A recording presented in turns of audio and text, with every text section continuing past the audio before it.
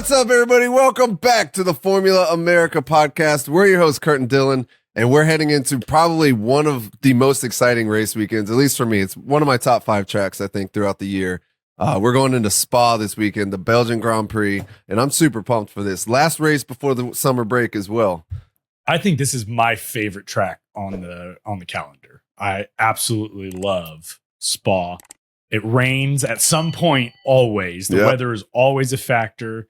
It's the longest track. It's 7 kilometers or 4.3 miles. It's a minute 45, minute 50 around the track. Like, if it rains and you pit for inners, it's a long way around if it's not the opportune time. Like, this track, it's all about like driver fear control, because you got to take some of these corners flat out. You take a Rouge at 185 miles an hour uphill, left, right, left. That is frightening. Oh my gosh, this track rewards good strategy and fearless drivers, and with that, I think McLaren's going to be in the back. Oh, shots fired already. Man, people are upset with your take on the whole Lando Norris thing from last week. Yeah, they are upset. It's quite funny. What was that dude's name? Every driver was interviewed and said they'd give up that spot. Really? Because there's another driver on the track that did the same thing and didn't give up the spot. So, Hey, it's a controversial take, man, and I'm starting to see kind of a split. Like, it's 50-50, 60-40, maybe somewhere in there, on whether they think Lando was right or should have given up sooner or whatever. But anyways, I will say there's 100% that everyone thinks McLaren jacked up. Exactly, and that's what it boils down to. So now we're going to see. So we've had 2 races in a row where we've seen McLaren completely destroy the strategy. Yes. And completely be the fastest car on track. By far, fastest car on track. And by all accounts, they should have had 2-1-2 finishes in a row. Yep. First one, Silverstone, they ruined that one. Last week, luckily, it worked out for them, even though they got a little bit of a black eye afterwards. So we'll see what goes on this weekend. They really haven't brought any big upgrades since, I think, Miami maybe was their last big upgrade. I don't know if they're bringing any to this. We've got potential where Max might be getting a 10-place grid penalty starting this race if he changes out his engine, which will be the 3rd year in a row at Spa. Yep. But apparently they look at it as being the best track to do it at, because Spa is not very difficult to pass. There's a lot of passing zones. But I just don't know if Red Bull has the pace this week or this year. Mercedes is bringing upgrades as well. Ferrari's bringing upgrades as well. Red Bull has upgrades. They ran 2 different spec cars last weekend. So yeah, I agree with you. Like, the pace is in the air. Yeah. So I mean, we'll see if he can overcome that deficit if they do end up replacing his engine. But I'm just so excited because I was looking at the weather, and just like you said, it's all over the place. There's a big chance of rain on Saturday for quali. Last year during the sprint race, which last year was a sprint weekend, this year's traditional. Thank God. But last year's sprint race was crazy because they all started on full wets, and then half of them came in first lap and half of them stayed out, and you got to see Oscar leading a race for a while. This race is always just so exciting. And like you said, that Eau Rouge section is just phenomenal. I loved how last year during the race, because they take it so fast, all the cars were bottoming out, and there's all that wood from the underside of the car that was like streaked down or going up Eau Rouge. And it's like, God, dog, I was rewatching the highlights from last year, and it was on board with Max going through a Rouge flat out, and it shows the speedometer 185 miles an hour. Like, yeah, I was thinking in my head, I was like, if I'm driving my truck up that at 60, do you even really notice it? Like, is it, just kind of a beautiful scenic uphill drive? But then when you're taking it at 185 miles an hour, the amount of pucker factor has to be through the roof. Yeah, and if you look back at 2021 during quali, it was wet. Lando Norris went through there and wound up crashing hardcore, completely destroyed his car. That's the one where Sebastian Vettel kind of pulled over and checked on him a little bit. So, I mean, the penalty for failure in that section, especially in a changing condition, is harsh. Last year, it almost got Max. He went around that and lost it a little bit. You could tell he was like, whoo, man. It's like, I almost lost it. Yeah. Yeah, that's not where you want to crash right there at that little complex of turns. Should be really interesting on that because they resurfaced the track for for the first time in a really long time. And Pirelli put out, so Pirelli is also the only tire sponsor for one of the enduro races. And a couple of months ago, after they resurfaced the track, they did one of the enduro races, the 24 hours of Spa there. And the average lap time improved by over 3 seconds with it being resurfaced. They said the traction is Porsche gone through GT3 the roof. Cup. Yeah, Porsche GT3. You're right. That was what it was. The traction has gone through the roof with it being resurfaced. They said it kind of might change the entire complexity of this race because it might be that much faster, that much more traction. There's so much lateral load on the tires here. They're using the C2 through C4 tires. We saw all the tires last year. Two stoppers are the common one here. They said there's not a lot of tire deg here. It's thermal wear that becomes more of an issue because you're just constantly hammering these tires. It's the average lateral wear on these tires is almost the highest. There's other tracks like Suzuka and Silverstone that have higher peaks, but this track as an average is super high on wearing the tires out just for how hot they get. And that's apparently gone up more with the resurfacing, but it's also made it faster. So kind of crazy. I don't know what really to expect this weekend. Yeah, it's gonna be exciting. And I was looking at some of the big headlines coming into this weekend. We've got Alpine, who is dressed up. They got their new livery, their Deadpool and Wolverine livery, which looks kind of cool. I don't know if it's gonna do much, but it's almost like a reddish. Oh, it almost looks like last year's Alfa Romeo.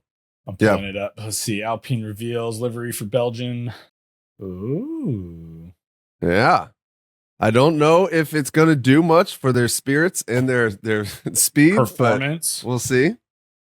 That's pretty slick. It kind of reminds me, did you say like of an Alfa Romeo? Yeah, it looks like the Alfa Romeo. Definitely a little Alfa Romeo-y. Red and black with little slash marks down the side.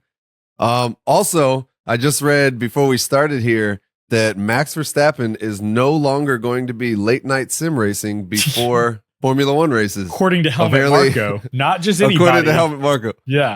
And here's the thing. I just imagine that Max is like, yeah, I won't do that anymore. And the next time he's going to be doing it again. Yes. Yeah. I just imagine that was he was like, okay, Helmut, I won't do it anymore. But I think it's funny that after that, because I think the article I read, Helmut Marko said that Max was thin skinned during the race. Yeah. And that they discussed it. Yeah, a little bit. I've never him and GP always go back and forth, but I've never heard it get that tense before. He was driving angry. He really was just kind of thin-skinned and all over the place. Might have been lack of sleep, might have just been Max. I don't know, but that was definitely a regression in maturity on the racetrack. Yeah. I think, like you said, it's probably a little bit of both, but I think a large part of it is the fact that Red Bull is not what it used to be. Yeah. There's a lot going on behind the scenes, and it's starting to now spill over onto the track performance. That's why I'm so excited to see what happens this weekend. You know, if he does take that 10-place grid penalty, you know, what the car is going to revert to as far as I know they tried out the new bodywork last week for more of a high downforce style track. So I'm not sure what they're going to bring this week. But it's I think this is going to be an uphill battle. You know, Checo's done pretty well here the past couple years, but I don't know. He's always a question mark at this point now. Yeah, I mean, he's probably going to try and do something great for his last race with Red Bull, but we'll see what happens. You're calling it here. Calling it's the last it time now. wearing the You blue synced suit. it. Man, we'll see. We'll see. All right. So before we move on to predictions, I do want to just remind you that now Norris is 76 points behind Max Verstappen in the championship. And McLaren is now 51 points behind Max, but you know, it could have been. Now McLaren is 51 points behind Red Bull in the constructors. So it's not possible for them to overtake Red Bull this weekend, but they could definitely set it up. Depending on what happens. Yeah. Yep. And if that, I was looking back at last week's race. If Max would have taken himself out, if he would not have been able to finish when he hit Lewis, both of those would be super short. So it's getting tight. So keep that in mind as we head into our predictions. Ooh, nice segue. I like that. Ooh, all right. Who you got on pole? My poll might shock you. Ooh. I'm going with George Russell. It's a little bit shocking, but mainly just because you never really vote for George to do much. He's a good driver. He's just kind of annoying sometimes. This was one of those. I was just driving the other day, and for some reason, it just popped into my head. I was like, poof, George Russell on pole. I almost, like for my wild card, said that Lewis Hamilton was going to outperform Russell all weekend, like quali and race. I was like, nah, that's not really all that crazy of a wild card. But the thought went through my head. But it's also like they go back and forth pretty often. So yeah, I don't know.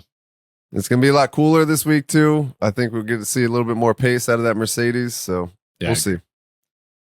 I've got Max on pole. Max on pole. You know what? We need to go back. I think you might have not picked Max once, maybe twice. Yeah, and who's winning in the predictions by like 14 points right now? Just saying. Okay, let's just move on. All right, P3. I've got Oscar Piastri. Ooh. I've got Lando Norris. Oh, here we go. I'm excited to see what you got in P2 and P1 then.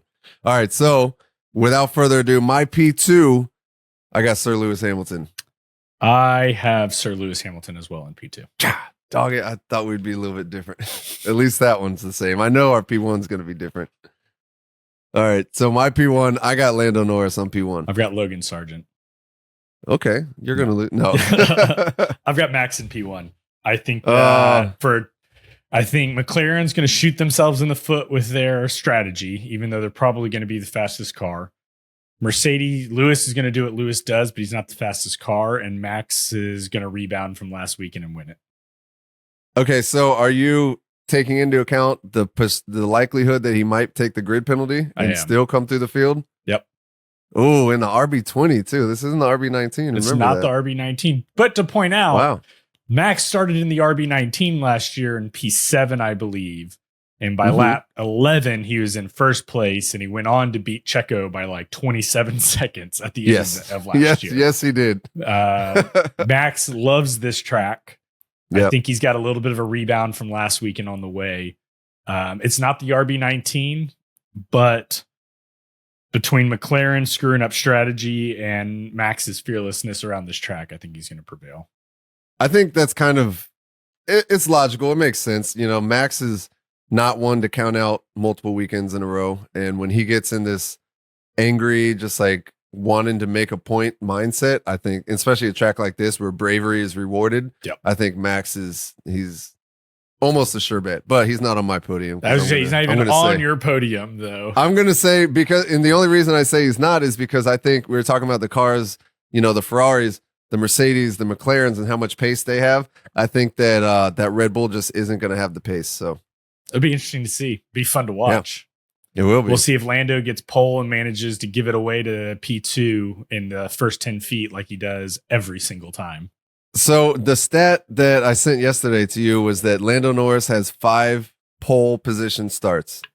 He has never converted one of those to finishing the lap 1 in first place. He's always lost out. He's the king of all of the records that you don't want. Most podiums without a win. Most pole positions without ever getting it to actually be in first place. Like, you got him and Charles Leclerc, who has more Max Verstappen wins from pole than he does. Oh man! All right, so the wild card. My wild card on this one. Last year there was 2 DNFs. I'm going to call there's going to be 3 DNFs this year. God, dog it. Was that yours? Yes. Well, I said 4 to make it a little more wild, but I guess I got to come up with something different now. Oh, you can do it you can do it. Price is right. Just go one more than me. No. What are we? Hang on. What was the results of last year? We're doing this live. 2023. Where is Belgium?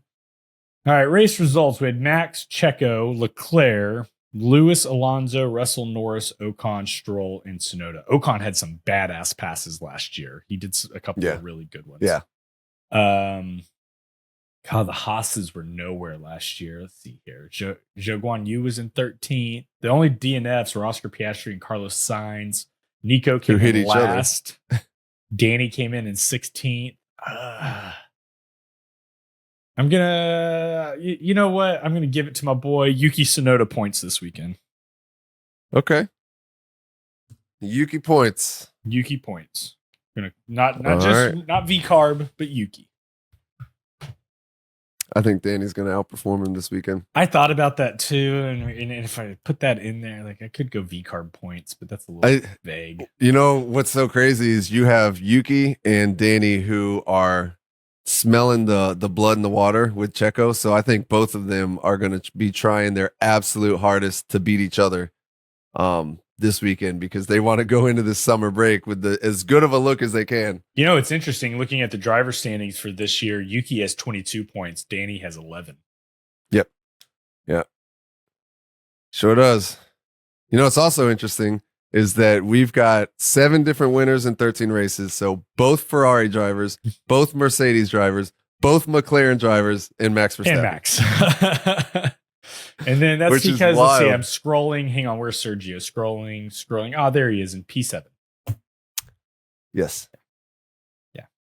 Ooh. At less than half the points of Max. Let's see, what's the difference here? 265 minus, where are you? 124. 141 point gap to Max. Golly. Well, if the rumors are true with the performance clauses, then I believe both of the criteria have been met. Yeah. Now it's just a matter of, if Red Bull is willing to pull that plug or not. It brings a lot of money to the table, so I don't know. If they've sent him down to V-Carb, I wonder if they keep the sponsors. I don't know how that works, but yeah, McLaren's not far behind. 389 minus 338, 51 points behind right now. So, depending on what happens, we could see a huge swing, especially with Max starting back in P10. We know not to count him out, but then again, that Red Bull pace right now is kind of up in the air, especially with everybody else's increase in pace lately.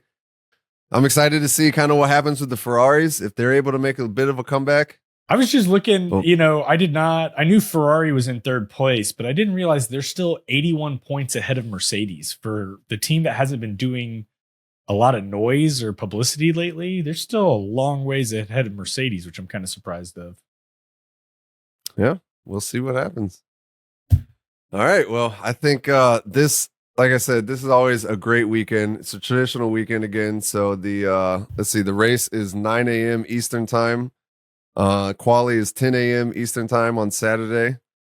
Pre-practice 1, 7:30 a.m. on Friday, and pre-practice 2, 11 a.m. on Friday.